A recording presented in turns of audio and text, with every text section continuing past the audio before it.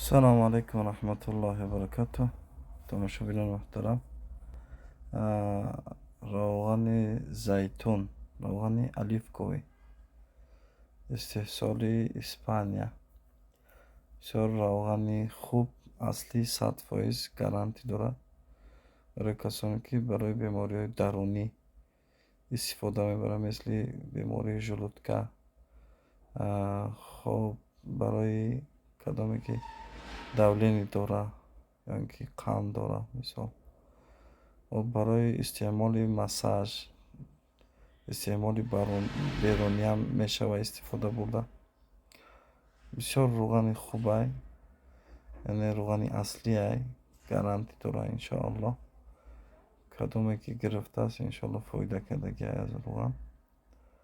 خب به همه شهرهای روسیه انشاءالله روان کردنش از ماه بپول. فقط شما پولی روغن هم میگیری این چیزتونه.